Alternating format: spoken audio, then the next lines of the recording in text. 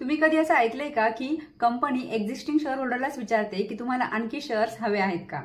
हो, असं होतं जेव्हा कंपनी राईट इश्यू आणते. राईट इश्यूमध्ये कंपनी एक्झिस्टिंग शेअर होल्डरला असा अधिकार देते की ती पुन्हा त्या कंपनीचे शेअर्स खरेदी करू शकते आणि तेही डिस्काउंटमध्ये. तर नमस्कार मंडळी, आजच्या व्हिडिओमध्ये आपण बघणार आहोत राईट इश्यू म्हणजे नेमकं काय, कंपनी केव्हा राईट इश्यू आणते किंवा का आणते, त्याचबरोबर राईट इश्यूचे गुंतवणूकदारांसाठी कोणकोणते फायदे आहेत किंवा कोणकोणते तोटे आहेत, राईट इश्यू आल्यानंतर आपण त्यासाठी अप्लाय करायलाच पाहिजे का, या सगळ्या गोष्टी आपण आज डिटेलमध्ये एकदम सविस्तर सोप्या भाषेत बघणार आहोत. त्यामुळे व्हिडिओ शेवटपर्यंत नक्की बघा. आणि हो, आतापर्यंत जर तुम्ही चॅनलला सबस्क्राईब केलं नसेल तर सबस्क्राईब करायला विसरू नका. चला तर मग सुरुवात करूया. राईट इश्यू म्हणजे नेमकं काय बघा. एखादी पर्टिक्युलर कंपनी असेल आणि ती कंपनी काय करते की जर तिला मार्केटमध्ये परत शेअर्स आणायचे असतील तर एक्झिस्टिंग शेअर होल्डर्सला अगोदर अधिकार देते की ते काय करू शकतात, त्या कंपनीचे शेअर्स खरेदी करू शकतात आणि तेही डिस्काउंटमध्ये, म्हणजेच काय तर मार्केट प्राइसपेक्षा कमी प्राइसमध्ये, कमी भावामध्ये. ठीक आहे, म्हणजे एखाद्या कंपनीचे मार्केट प्राइस जी असेल ती असेल 200 रुपये समजा, एक उदाहरणार्थ. तर कंपनी राईट इश्यूमधून आपण काय करू शकतो, आपल्याकडे जर त्या कंपनीचे शेअर्स असेल तर आपण कंपनीने जर राईट इश्यू आणला असेल 150 रुपये, 160 रुपये, तर आपल्याला डिस्काउंटमध्ये म्हणजेच कमी भावामध्ये ते शेअर्स खरेदी करण्याचा अधिकार मिळतोय. ठीक आहे, तर तुमच्या लक्षात आलं असेल की राईट इश्यू म्हणजे नेमकं काय. आता का आणते बघा कंपनी राईट इश्यू, तर कंपनीला जर बिझनेस एक्सपान्शन करायचं असेल, बिझनेस वाढवायचं असेल, ठीक आहे ना, किंवा कंपनीवरती झालेलं जे कर्ज असेल ते कमी करायचं असेल, त्यावेळेला पण कंपनी काय करते, राईट इश्यू आणते, बरोबर ना. किंवा वर्किंग कॅपिटल वाढवायचं असेल तर. आणि हे कंपल्सरी आहे राईट इश्यू आणणं, कारण की जे एक्झिस्टिंग शेअर होल्डर्स आहेत त्यांना अगोदर अधिकार द्यावा लागतो शेअर्स खरेदी करण्याचा, बरोबर, कारण की त्यांनी अगोदर त्या कंपनीचे शेअर्स खरेदी केलेले असतात त्यामुळे. ठीक आहे, तर हे असे कारणं आहेत की ज्यामुळे कंपनी काय करते, राईट इश्यू आणते. आता ह्या राईट इश्यू संदर्भामध्ये आपल्याला नेमक्या कोणकोणत्या माहिती असायला पाहिजे, ठीक आहे ना, की जर त्या राईट इश्यूचा फायदा घ्यायचा असेल तर जसं बाकीच्या गोष्टींसाठी असेल की बोनस असेल, स्प्लिट असेल, डिव्हिडंड असेल, तर त्याच पद्धतीने इथे सुद्धा वेगवेगळ्या डेट्स आहेत, म्हणजे जसं की रेकॉर्ड डेट असेल, ठीक आहे ना, इश्यू प्राईस, रेशो, ह्या सगळ्या गोष्टी काय करतात, इथे मॅटर करतात. तुम्हाला माहिती असल्या पाहिजे जर तुम्हाला त्या राईट इश्यूचा फायदा घ्यायचा असेल तर. आता रेकॉर्ड डेट म्हणजे काय की ज्या दिवशी म्हणजे कंपनीने रेकॉर्ड डेट ठरवून दिलेली असेल तर त्या दिवशी तुमची काय असले पाहिजे, शेअर होल्डिंग असली पाहिजे, म्हणजेच तुमच्या नावावर त्या कंपनीचे शेअर्स असले पाहिजे. ठीक आहे, त्या रेकॉर्ड डेटला, तरच तुम्हाला त्याचा काय घेता येतो, फायदा घेता येतो. आता इश्यू प्राइस म्हणजे काय बघा. जसं मी तुम्हाला आता उदाहरण दिलंय ना, की कंपनीने समजा मार्केट प्राइस 200 रुपये असेल आणि 150 रुपयामध्ये तुम्हाला खरेदी करण्याचा अधिकार दिलेला आहे, म्हणजे ती इश्यू प्राइस दिलेली आहे 150 रुपये. ठीक आहे, असं आपण त्याला म्हणू शकतो. ठीक आहे, आणि रेशो म्हणजे काय की बघा, तुमच्याकडे जेवढे शेअर्स आहेत ना, की त्या शेअर्सच्या तुलनेमध्ये म्हणजे तुम्ही किती शेअर परत खरेदी करू शकता. म्हणजे तिथे दिलेलं असू शकतं 1:1, म्हणजे तुमच्याकडे एक शेअर असेल तर तुम्ही आणखीन एक शेअर खरेदी करू शकता, किंवा 1:2, 1:4 असा वेगवेगळा रेशो असू शकतो, की त्यानुसार कंपनी काय करते, आपल्याला अधिकार देते की तुमच्याकडे समजा त्या कंपनीचे 5 शेअर असेल तर तुम्ही एक शेअर आणखी खरेदी करू शकता, किंवा एक शेअर आहे आणि आणखी एक शेअर खरेदी करू शकता, तर त्याला म्हणायचं रेशो. ठीक आहे, तुमच्या लक्षात आलं असेल. आणि पुढचं हे महत्त्वाचं, रिनाउन्सेबल आणि नॉन रिनाउन्सेबल. आता हे काय आहे बघा, व्यवस्थित समजून सांगते. आता बघा, कंपनीने राईट इश्यू आणला समजा आणि तुमच्याकडे त्या कंपनीचे शेअर्स ऑलरेडी आहेत, म्हणजेच काय आहे, तर राईट इश्यूसाठी तुम्ही काय आहात, इलिजिबल आहात, बरोबर. पण तुम्हाला त्या कंपनीमध्ये परत इंटरेस्ट नाही आहे की तुम्ही परत ते कंपनीचे शेअर्स खरेदी करू शकता, किंवा तुमच्याकडे भांडवल नाही, तुमची इच्छा आहे पण तुम्ही नाही घेऊ शकत, कारण की डिस्काउंटमध्ये जरी घ्यायचे असेल तर पैसे तर लागणारच ना, बरोबर, फंड तर पाहिजे. मग तुम्ही काय करू शकता की जर या ठिकाणी तुम्हाला रिनाउन्सेबल असेल तर तुम्ही काय करू शकता की तो जो राईट आहे तो दुसरं कोणाला देऊ शकता. तुम्हाला असं वाटतं की तुम्हाला तर नाही घ्यायचे, पण कोणी XYZ पर्सन आहे आणि तो मात्र घेऊ शकतो, तर तुम्ही त्याला तुमचा राईट देऊ शकता. असंही या ठिकाणी असतं कधी कधी बऱ्याचशा कंपन्यांमध्ये. ठीक आहे, तर हा तो चेंजेस आहे, फरक आहे रिनाउन्सेबल आणि नॉन रिनाउन्सेबलमध्ये. तर आय होप तुम्हाला क्लिअर झाला असेल. ठीक आहे, त्यानंतर आता बघूया आपण एक एक्झाम्पल सांगते मी तुम्हाला आणि त्याच्यावरून तुमच्या व्यवस्थित लक्षात येईल. आता मी या ठिकाणी एक एक्झाम्पल घेतले की ABC लिमिटेड नावाची कंपनी आहे आणि समजा तिची करंट मार्केट प्राइस आहे 200 रुपये. ठीक आहे, आणि राईट इश्यू प्राइस आणलेली आहे 150 रुपये कंपनीने. ठीक आहे, आणि रेशो आहे 1:5, 1:5 असा रेशो आहे. व्यवस्थित समजून घ्या रेशो, ठीक आहे. आणि तुमच्याकडे त्या कंपनीचे शेअर्स आहेत 100, असं आपण एक उदाहरण घेऊया, ठीक आहे. तर मग मिळणारा अधिकार किती असू शकतो बघा. 1:5 याचा अर्थ काय होतं की प्रत्येक 5 शेअर मागे तुम्ही 1 शेअर खरेदी करू शकता, ठीक आहे. तुमच्याकडे 5 शेअर असेल तर तुम्ही 1 शेअर खरेदी करू शकता, 10 असेल तर 2 शेअर खरेदी करू शकता, असा हा रेशो आहे. मग तुमच्याकडे किती शेअर्स आहेत, आपण असं गृहीत धरले 100 शेअर आहेत, बरोबर. मग 100 शेअर्स आहेत तर तुम्ही प्रत्येक 5 शेअरला 1 म्हणजे एकूण किती शेअरसाठी अप्लाय करू शकता, 20 शेअरसाठी, ठीक आहे. लक्षात आले.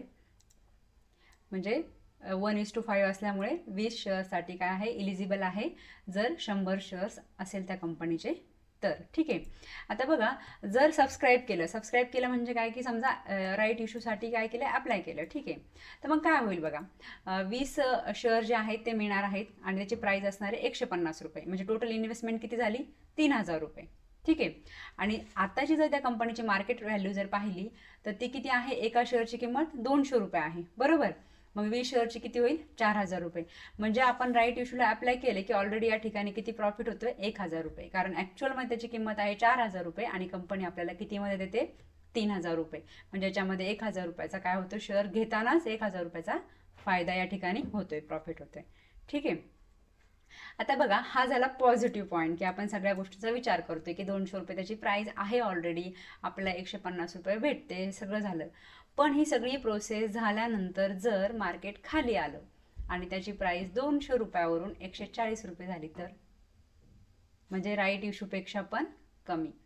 राईट इश्यूमध्ये होती 150 रुपये आणि नंतर झाली किती, 140 रुपये. म्हणजे लॉस होऊ शकतो, म्हणजे हे पण पॉसिबल आहे, असं पण होऊ शकतं राईट इश्यू नंतर. मग ही दुसरी बाजू पण आपल्याला माहिती असली पाहिजे, ठीक आहे. आय होप तुम्हाला हा पॉईंट क्लिअर झाला असेल की मला नेमकं काय म्हणायचं आहे, ठीक आहे. तर आपण सगळा पॉझिटिव्ह विचार केलाय, पण सगळे प्रोसेस झाली, आपल्या अकाउंटला शेअर पण जमा झाले आणि काय झाले, प्राईस 200 रुपयावरून 140 रुपये झाली.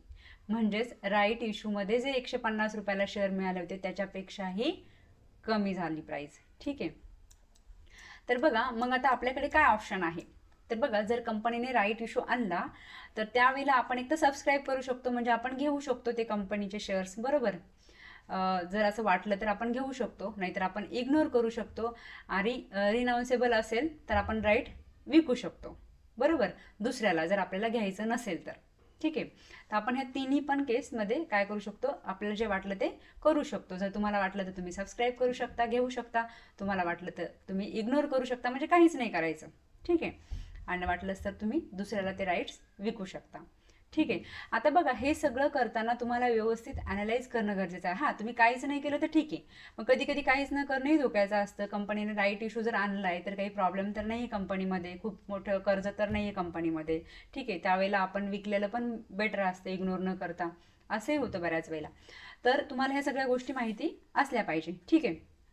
तुम्ही सबस्क्राईब कधी करू शकता, जर तुम्हाला असं वाटलं की ती कंपनी खरंच खूप स्ट्रॉंग आहे, ठीक आहे, जेन्युइन रिझन आहे, कंपनीला फंडची गरज आहे चांगल्या कामासाठी, तर तुम्ही काय करू शकता, परत अप्लाय करू शकता की कंपनीचं फ्युचर खूप चांगलं आहे आणि थोड्याफार प्रमाणामध्ये जरी त्याची प्राईस खाली आला तरी पण भविष्यात मात्र त्या प्राईस चांगल्या वाढू शकतात, असा जर तुम्हाला विश्वास असेल तर मात्र तुम्ही त्याला सबस्क्राईब करू शकता. आणि जर तसं नसेल तर मग मात्र रिस्की आहे, ठीक आहे. जसं आता फायदे मी तुम्हाला सांगितले की सगळ्यात महत्त्वाचा फायदा काय मिळतो माहिती आहे की डिस्काउंटेड शेअर्स, म्हणजे आपल्याला कमी पैशामध्ये शेअर्स खरेदी करण्याची संधी मिळते, बरोबर.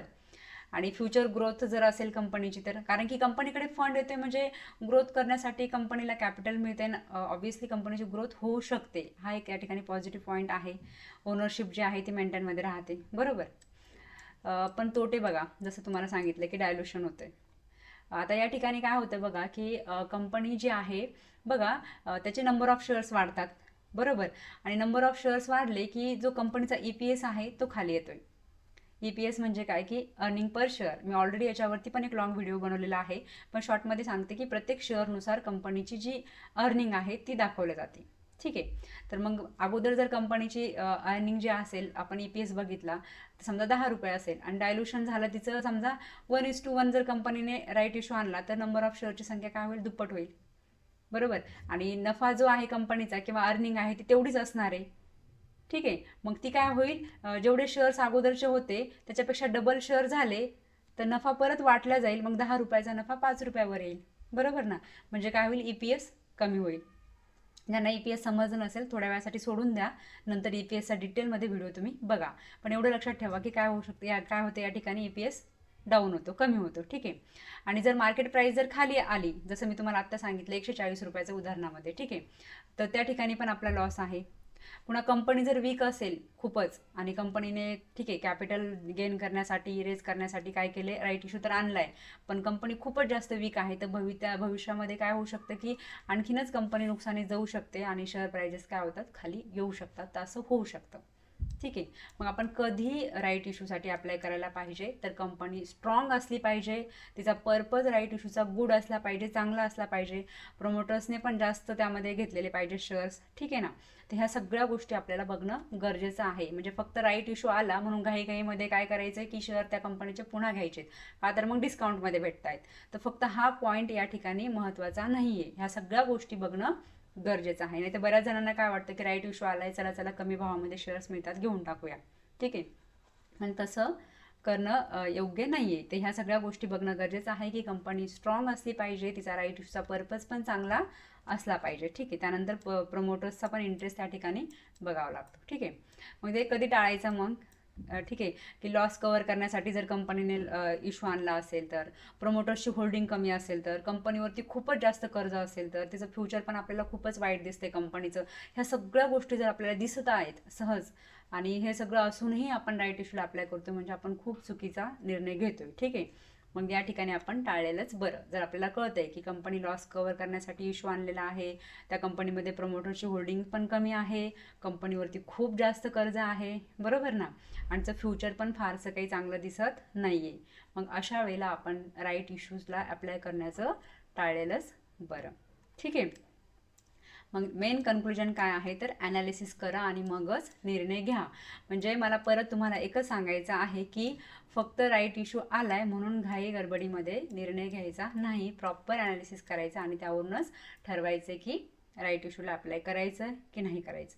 आय होप हे सगळे पॉईंट्स तुम्हाला क्लिअर झाले असतील, आणि तरीही काही डाऊट असेल तर तुम्ही मला कमेंट करून विचारू शकता. आणि व्हिडिओ आवडला असेल तर लाईक करा, शेअर करा, कमेंट करा, आणि त्याचबरोबर चॅनलला सबस्क्राईब केलं नसेल तर सबस्क्राईब करायला विसरू नका. धन्यवाद.